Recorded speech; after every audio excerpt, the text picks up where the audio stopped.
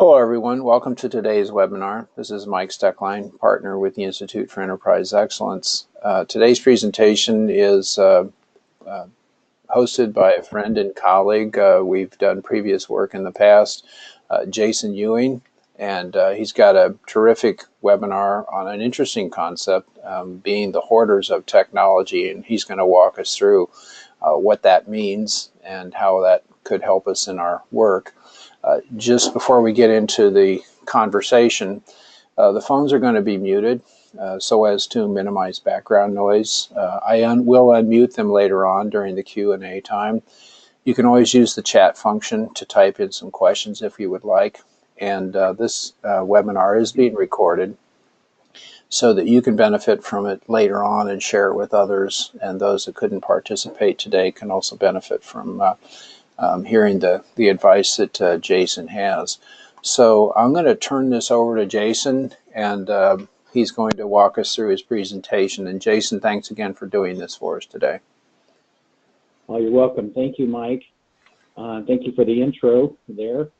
Well, let's go ahead and get started. This presentation is titled, "We Are Hoarders of Technology." I've done this a number of times and brought some insights, but it is actually a real case study that happened within an organization, and I will glean from some of the examples there to help everybody better understand the context of this viewpoint, which found it very interesting. The executive group of this multi-billion-dollar health system found that they wanted a scorecard built out of this and put on the board report. So I didn't realize that it was that good for them. So I decided to go ahead and share it with other people. So with that, I'll go ahead and jump in, tell you just briefly a little bit about myself. As Mike mentioned, my name is Jason Ewing. I do live in the Idaho area. Some people would hate me and some people love me, but our Boise State Broncos actually have a blue turf field.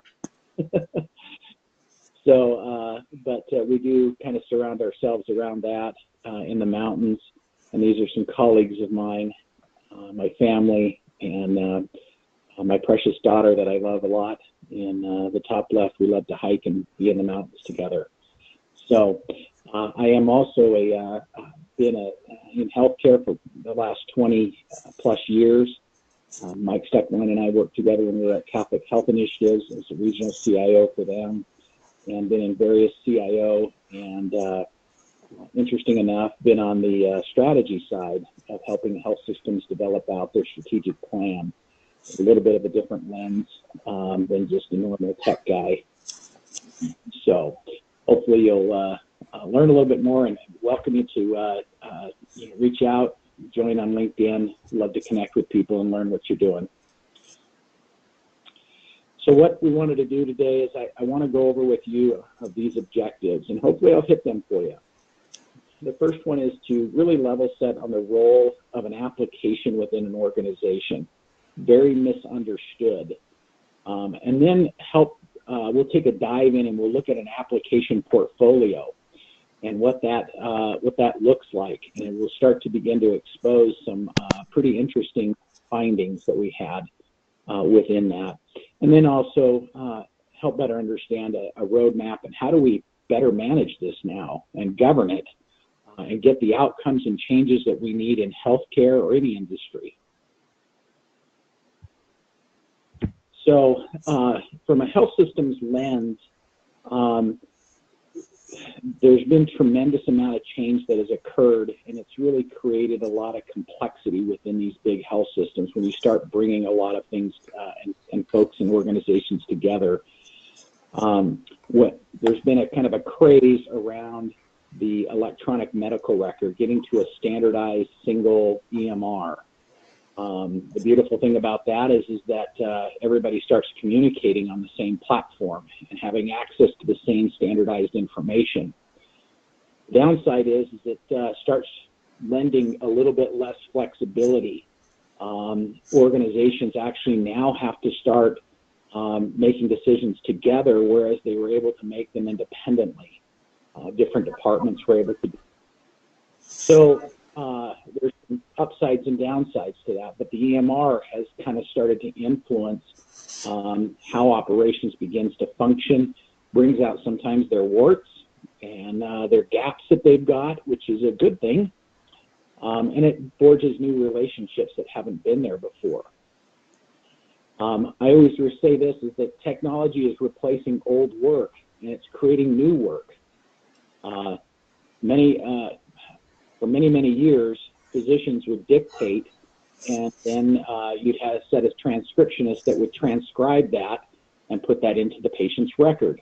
Well, today, there's fewer and fewer transcriptionists today, because the doctors now dictate by voice, and it auto-translates that into a digital format for them to be able to attach it into the record. So there's really no need for the old work of transcriptionists anymore. The other piece of it is that new technology is creating new work. So when things become more electronic, you start creating new work around the data, stuff that wasn't accessible before that is today. And what do we do with that? How do we manage it? How do we know if it's even accurate to give us good business outcomes? And then this fee-for-service model that's been in place for many years is now beginning to compete with the value-based care model. And that whole topic is a beast unto itself, and I'll leave that for another day. But realize that those are two direct opposite models, and it's making it difficult for health systems to work through that and transform themselves. And finally, we've got a lot more consumer demand and expectation for how care is delivered, as well as access to the care, and how we get that. So a lot of complexities, a lot of challenges and changes that are going on. So let's dive in here a little bit. What I do is tie in this concept that we're talking about around application portfolio management. We've got so much technology at our fingertips. Where does that really fit into this whole model of around a work system? So I won't profess to be any sort of expert in this space. I'll leave that to Mike. But I do know that there's a way in which organizations are doing their work. And it's whether it's right, wrong, different, it's the culture, it's the way things happen. Somehow that comes together in a fashion, in a way that delivers some sort of value to the customer, and maybe the reason why the customer comes back. The quote I love from this is, "It's a system that rules them all." And I find that many of these systems are not even really documented.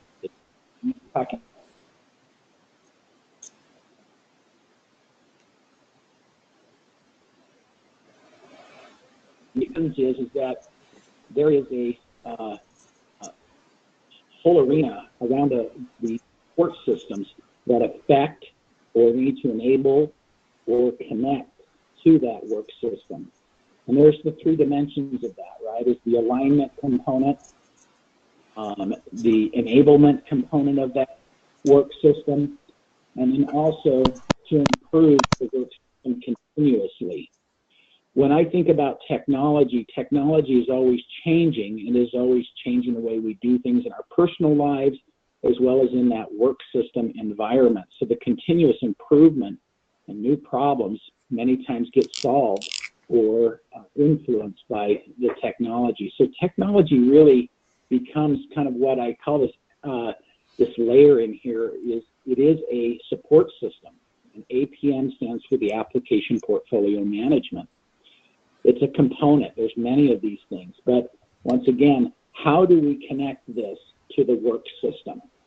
So as I go through this presentation, I hope that you reference back and think about how we can leverage, build out, and improve our clarity around the application portfolio, so that we can better improve the work system. So I'd like to start here we understand the role of an application or technology within an organization. And I want to first start by giving some examples of a framework here. And the first is organizations have capabilities. And these examples here around financial management, care management, population health management, how we manage vendors, how consumers access care, how we collect. All these things become capabilities that an organization has to deliver its services. Underneath the capability are the processes. So this is really kind of the how services are delivered to achieve those capabilities. How a bed is assigned within an organization, how we budget, how supplies are ordered. Many, one or more processes typically make up a capability. The next layer is what I call the application. Those are the software programs, and they do two things. The first thing that they do is they support and automate and drive efficiencies in the processes, okay? And the second thing they do is they collect data and information. And finally, there's what we call the infrastructure, kind of the hardware side of things so that we can pull all that stuff together.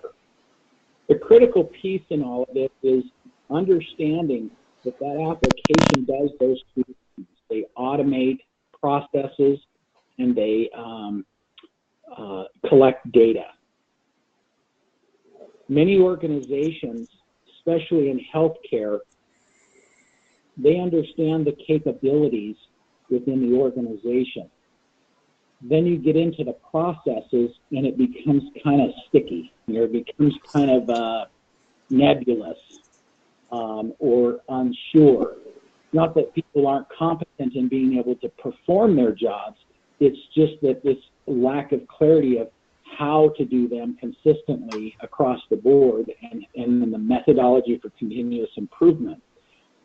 That also means that there's a lot of sometimes hard conversations between departments and areas that have similar processes, and maybe it's even changing who has ownership of those. But so what they do many times is they jump from the capabilities right down to the application layer, looking for a new widget to solve some sort of process or improvement problem that is usually not defined very well. And the burden of that change and that implementation typically will fall onto IT.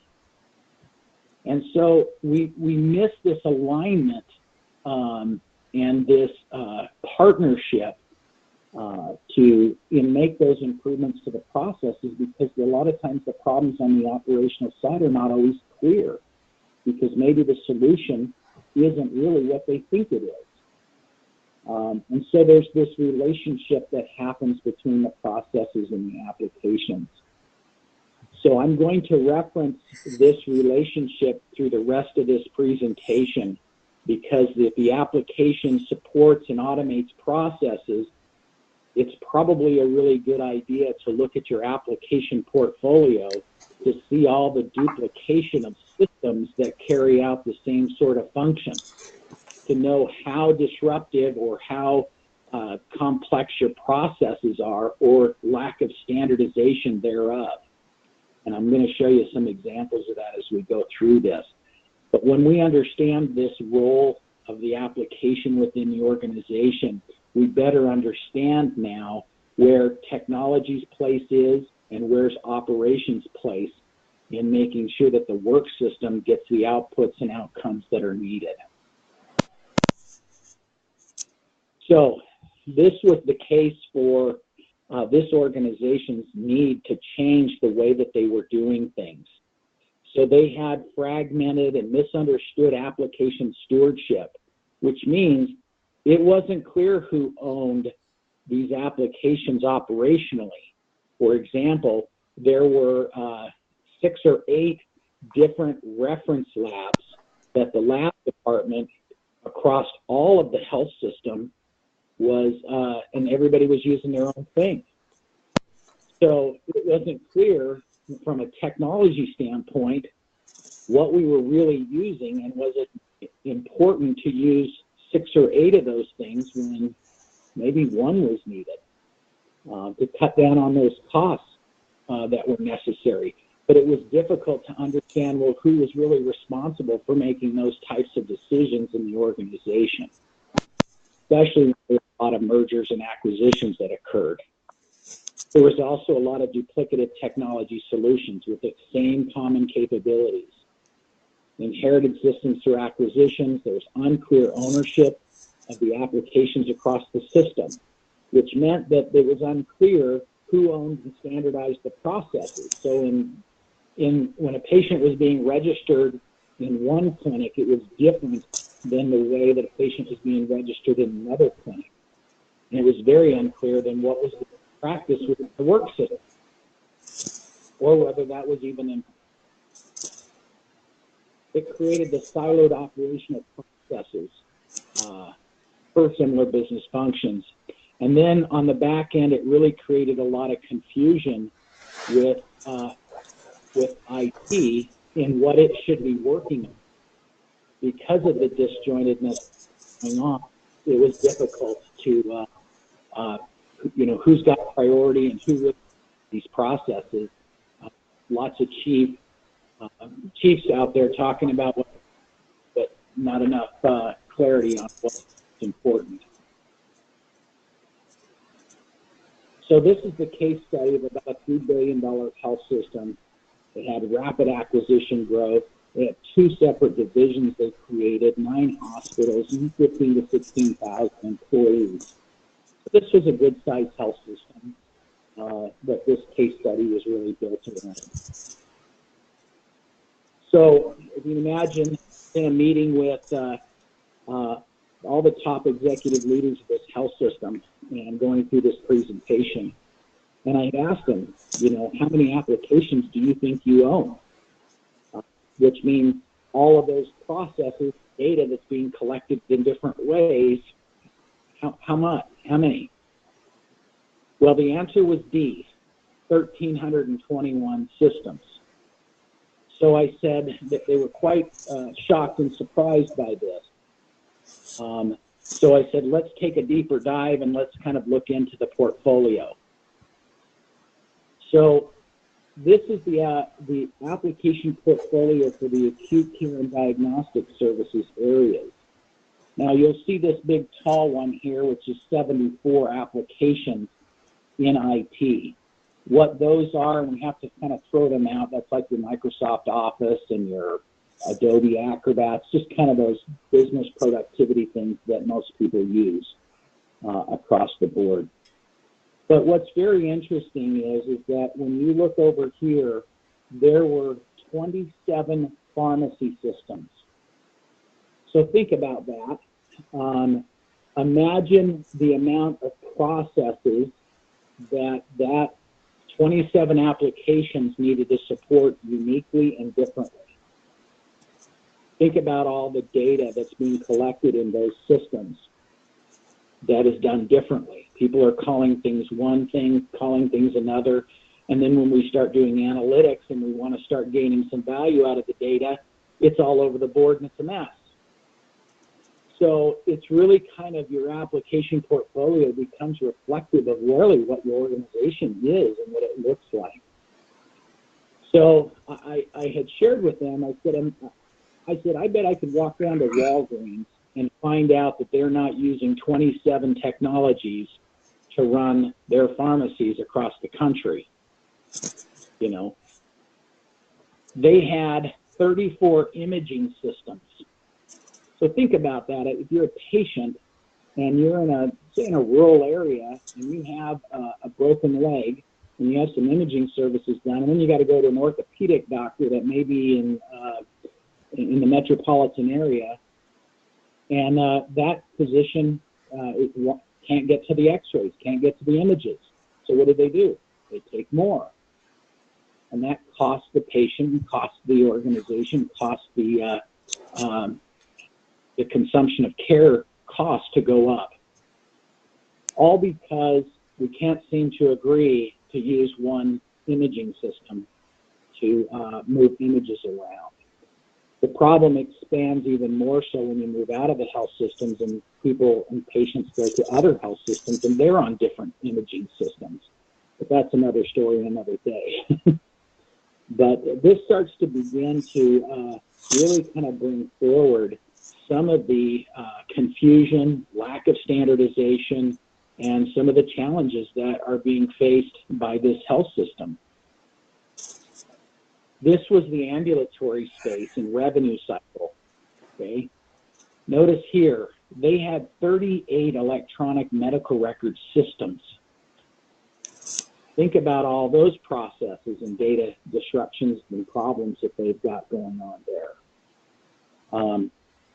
I like to bring this example out is that in HIM, when they have a request for a medical record, those medical record, we call them the release of information, they have to go into 38 EMRs to try to find all the records of a single patient and do it right and accurate, in addition to going out and finding the paper charts, in order to make sure that the physician that is requesting it has everything that they need to get the best care.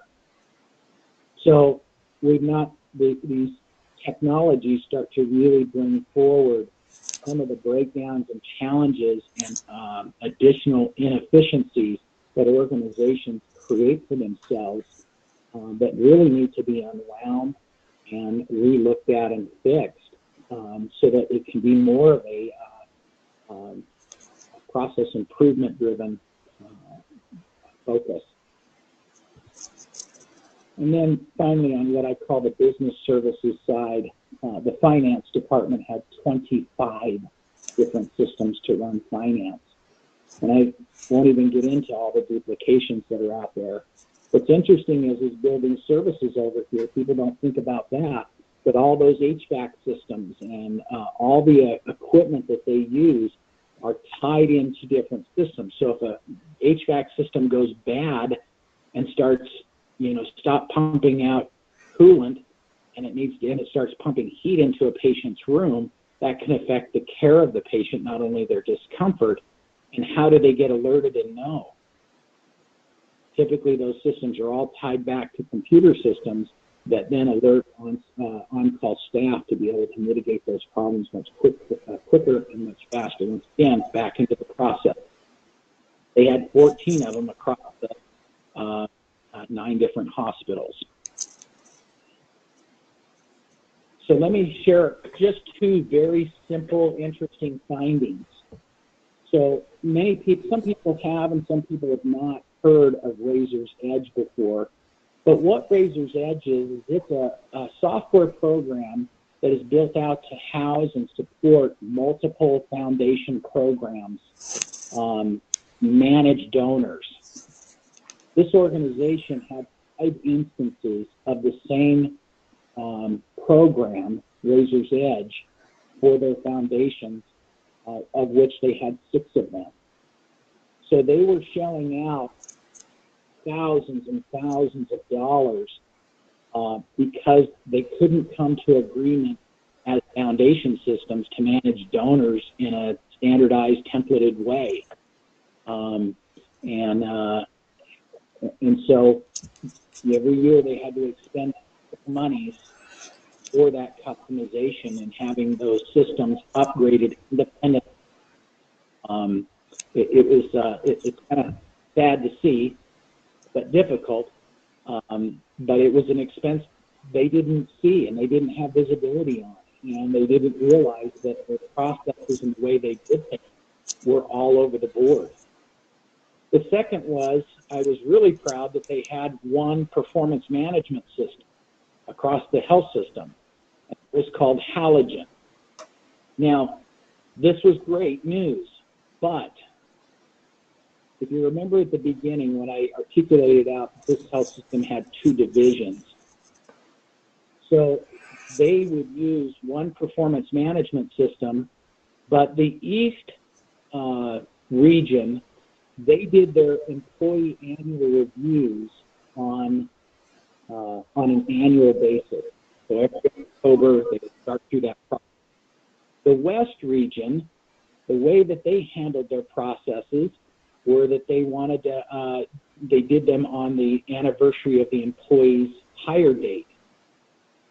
So what happens now is that they had 2 full-time employees in the background tweaking that halogen system on a regular basis just so that they could accommodate those 2 different styles of when they did employee employee reviews.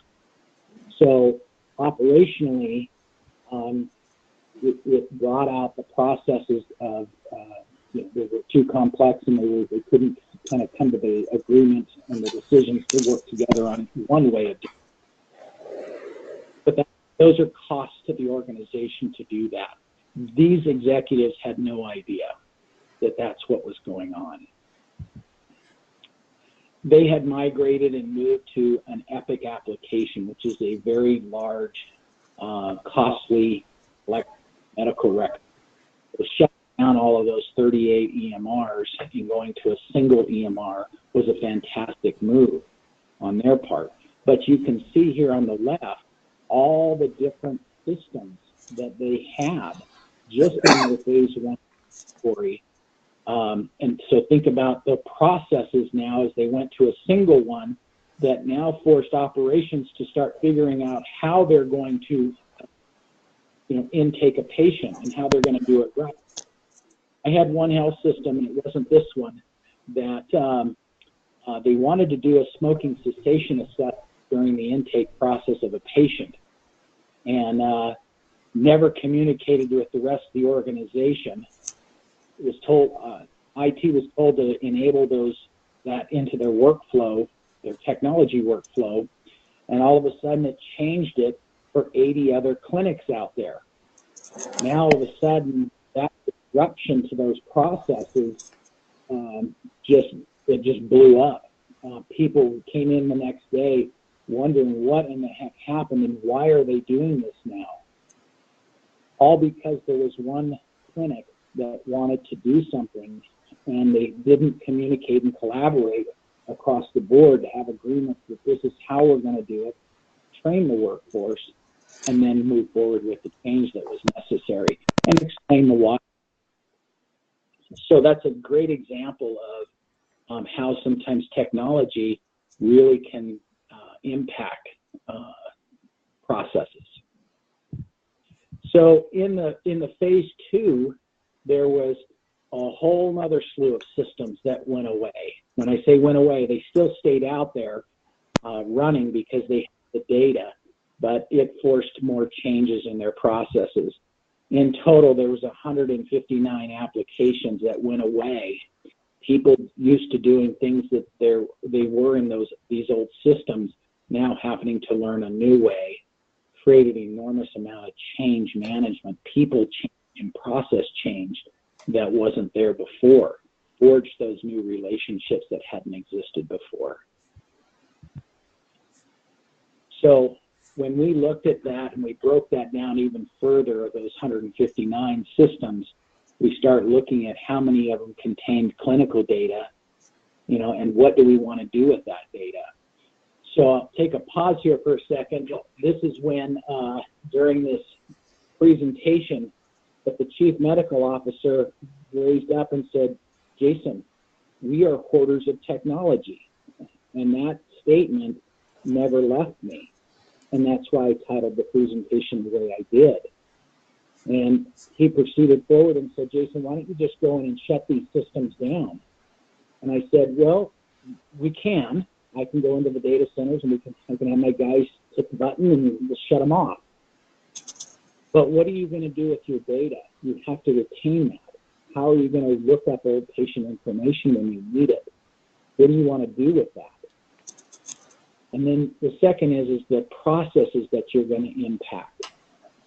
People knowing that, hey, I can go here and get this, or hey, I do it out of this system. You're going to affect all those processes. Now, if you want me to go in and hit the button, I can do that, but you just need to be prepared for the chaos that's going to come from all your operational areas because of that. And he goes, oh, didn't think about that. So it's really critical And I go back to Mike Steckline and company around how do we connect and impact that work system. We've got to be careful with it, and we got to make sure that we're impacting and connecting it appropriately from those support systems. So I moved into the cost side of things with them. I had asked a question to them. I said, how much money do you think you'll spend just on application maintenance? Not the labor, not the capital, but just the annual fees. And many of them had articulated, well, it would be A, or we spend B just on that. I said the actual answer is this. A was in 2011, B was 2012, on up to 2016. Because when you look at this, in 5 years, your appetite for technology doubled, went from 15 million to 30 million, projected out that you would be in another 5 years by 2020 at $60 million in your application cost. Now, think about that growth in application also means growth in complexities of processes or lack of thereof. And they were just floored by that. So then I said, we've got to figure out a way in which we turn the corner to reduce the cost of your application portfolio, but also start standardizing how people do work. So this is what leads into how we manage these applications.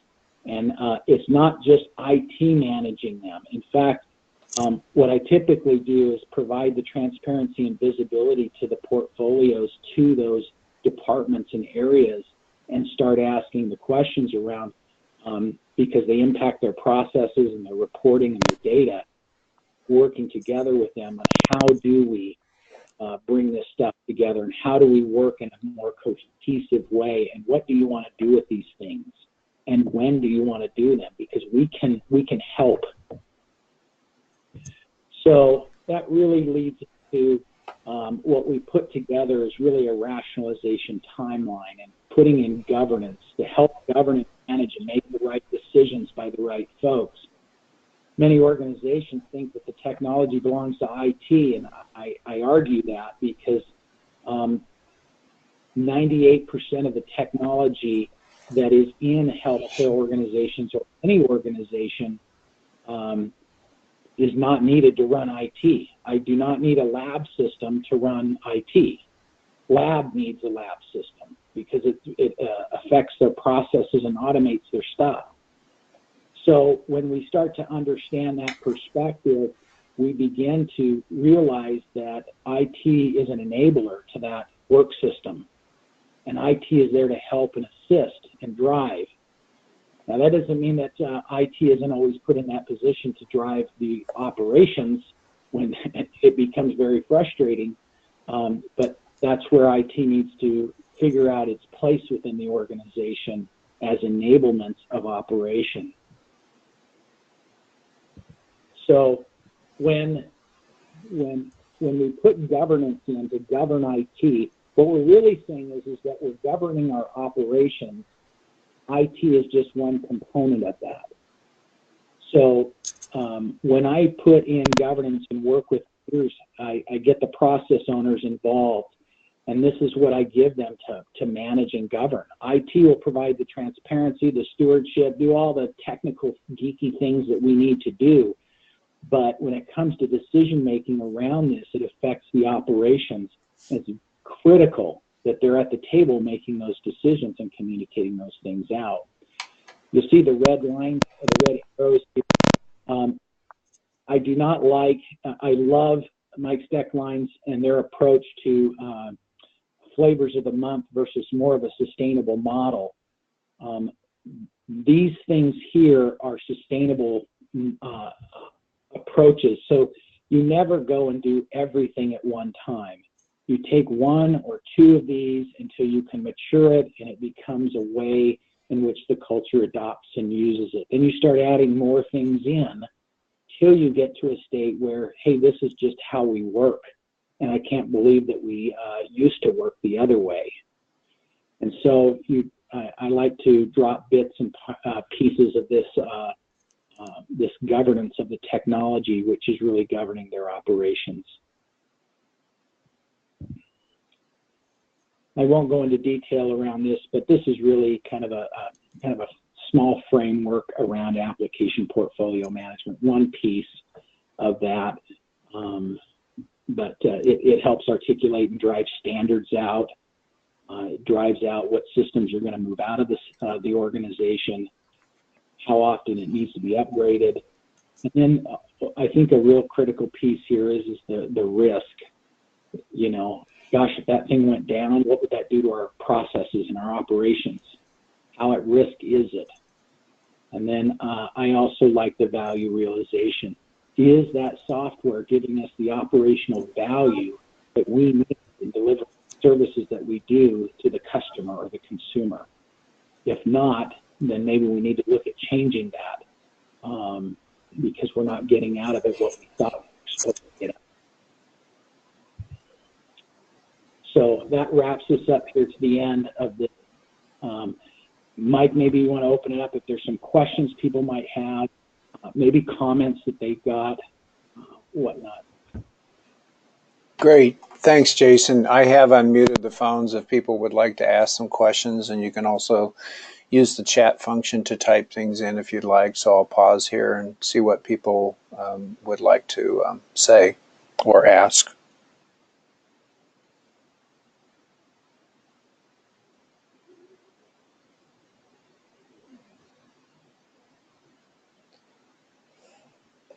Mike, this is Jeff Hunter. Hey, Jeff.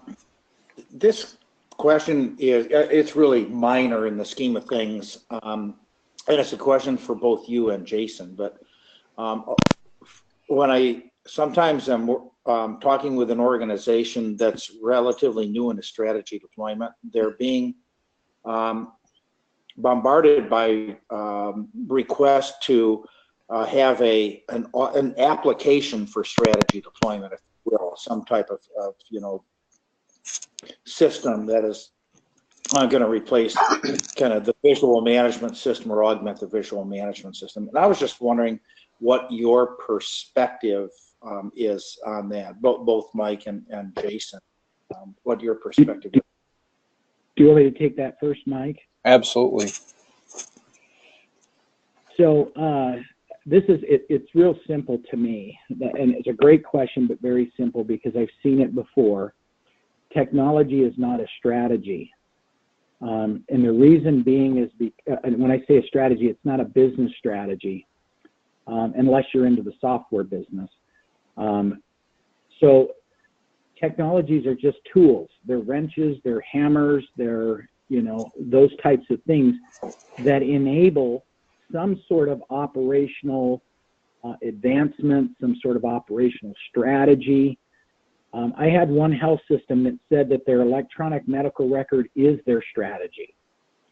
And I said, well, help me understand that. We'll put something in, but is it going to achieve some sort of outcome that you're willing to put $110 million worth of investment into? Are you trying to achieve some sort of by putting that technology in place? So back to that earlier slide that I had, people will jump right to the technology and then they'll call that a strategy because it's something that's in their mind that they haven't tangibly been able to articulate operationally or organization-wide. I think it's a very foolish mistake to lead with technology as your strategy when it's an enabler. That's my perspective on it. It's what I've seen. Yeah, that's a good point. I don't know what else I would add other than I think about Dr. Deming's advice. He said there's no substitute for knowledge, and there's also no substitute for people trying to come to agreement. And it's challenging, I think, to think that we can find a algorithm or a app that would substitute for the need for people to decide what are the most important things we need to do to try to Jeff, in your terms, play to win. And what would that look like? I suppose as people develop something, there may be some methodology that could help to facilitate that and coordinate that. I'd be interested in your thoughts on that, but also any thoughts of others that might be on today's webinar. So one other quick point to that too is that, and it could be as simple as this, is your strategy to put in an email system, or is your strategy to put in an improved communication system? Mm-hmm. So if you lead with, I'm going to use email as my strategy, you're missing it. The email system enables improved communication. I think those are, really great examples. What I had to learn early on is that I had to change my whole way of thinking about how I created value. And so I would have deferred back to some kind of technology solution that would have allowed me to sit in my office, as opposed to change how I lead by getting out of my office, getting to the Gemba, and using visual management as a way of connecting with people. And so when I get asked that question, my suggestion is that, start with the behaviors, don't start with the technology. In fact, defer that technology and really think that you've changed your behaviors and changed the systems and processes behind them. Mm-hmm. So I appreciate that. I was at a summit that I was on a panel with it was post-acute care and acute care, mostly made up of C-suite folks. And I'd asked the question, is technology leading healthcare, or is your healthcare operations leading technology? And 10 out of 10, the technology was pushing and leading their operations. And, I think we're missing it when we don't reverse that, and like you were saying. Yeah, it's an interesting challenge, and something that we see in a lot of arenas. Some thoughts I had as you were going through this, Jason, I was thinking about when people think about, well, we need to do some 5S, we need to identify and remove the waste. I think sometimes they think about the implications for the technology system, but that isn't always the case. So I think that's an interesting aspect that needs to be thought of. This notion of standardization, I think, is often misunderstood. I don't think the purpose of standardization is to achieve uniformity. That may sound heretical. I think the purpose of standardization is to figure out what's our basis for improvement. And you had some good illustrations there about what improvement's got to look like. You have to have some sort of systems that's going to manage or minimize the geometric growth of the cost and complexity. And again, going back to the advice of Dr. Deming, a system will not manage itself. And the management of that system, I think, is a combination of the people that are in the IT arena, but also the people in operations. They've got to do it together. I liked the example of, here's the one clinic that made one decision that made sense for them, and the smoking cessation, and they didn't realize the unintended consequences of what might happen to others. It's a good example of when we don't think systemically, which is one of the guiding principles. And there was another thought here. I already mentioned no system is going to manage itself. So man-made systems, it's interesting if we asked ourselves, so how many apps do I have running on my phone, and how many apps do I have on my computer, and do I know what they're all doing, and how many do I really need? I mean, it isn't just always something that you can think from an organizational perspective. Each of us as human beings, as we use technology, probably have our own questions to ask about, is it driving us or are we driving it? And that question about technology driving our behaviors, just stand around and watch people, and anywhere where people are together, and notice how many people are fidgeting with their phone and looking at stuff, and what are they doing? And I think that it's a valid question to ask, is what's driving what.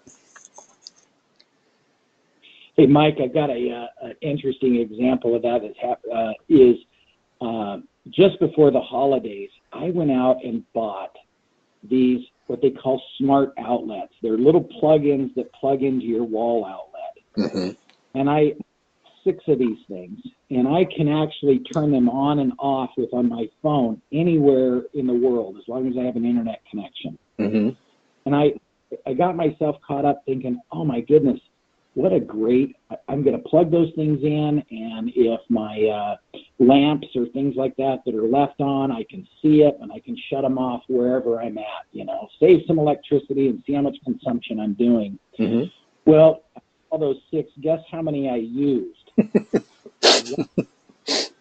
And I put it in my garage because I had Christmas lights that were on my house that I was able to, my wife likes to have them on all the time, so I was able to set a timer on those to go off at 11 at night when she was in bed and come on the next day when, it was starting to get dark.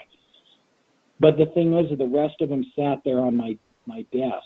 Mm-hmm. Once again, I did not look at, well, what problems were I trying to solve? I just got caught up in the fact that it was a cool widget.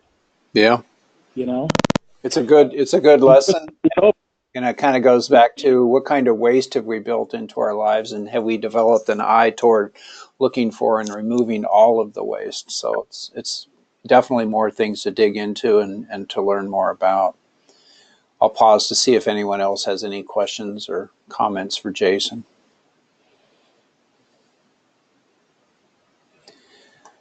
Okay.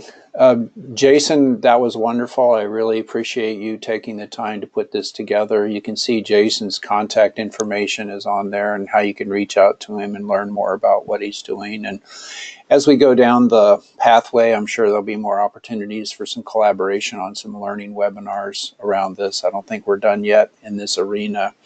As far as what happens next, if you go to our website, you can find our webinars page. You can see that the current event will be moved into the previous events, and you'll be able to track those and also get the recording. Anybody that participated today that's on our distribution list will get a link to the recording if you want to use it or share it with others.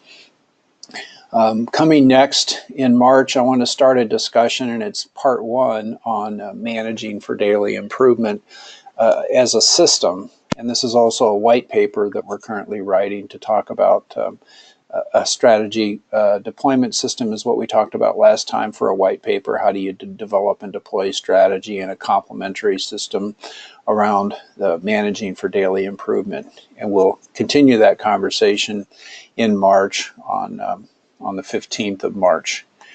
And in May, Didier Rubino is going to give a presentation on frontline leader standard work. And if I just go briefly back to that slide, looking at standard work as the system, at least it's a way to think about this, the standard work that we do, how people have personal standard work and people that work together have agreed upon current best ways they do things, standard work. And Didier is going to talk about the frontline worker, the frontline leader, and their standard work. And a number of topics that are in the works. I'm just making a running list here. This is how it started with Jason when he said, hey, would you be interested in this topic? And I said, yeah, let's find a date and time and let's do this. So a number of people have said, yeah, here's some interesting topics. And so you'll see these as people further develop their ideas and their presentations. You'll see those coming out as people have those presentations developed, and it'll show up on our website and also in a distribution email that we have. I mentioned white papers. So we did the Pracademic's Guide to Strategy Deployment, the last white paper. And I want to do 2 white papers simultaneously. I'm starting with the Managing for Daily Improvement system, but I also want to do that in conjunction with the Leader Standard Work system. So these are going to be 2 interactive white papers. And so just briefly to describe what that means, the last white paper we did, the Pracademic Guide for Strategy Deployment, is the link to that. If you want to go get the latest copy of that, you can see that system helps to prepare the organization for future This is shown in the ideal world, the percentage of time people would be spending on this in the various roles as it relates to meeting the needs of customers. What are the key things people would be doing in those roles is shown here. The system that I want to address next in a white paper is, so what is being done? What's the managing for daily improvement system to handle the problems of today? And how do you work on that? And what are the key high-level roles that you can describe what people are going to be doing in that system?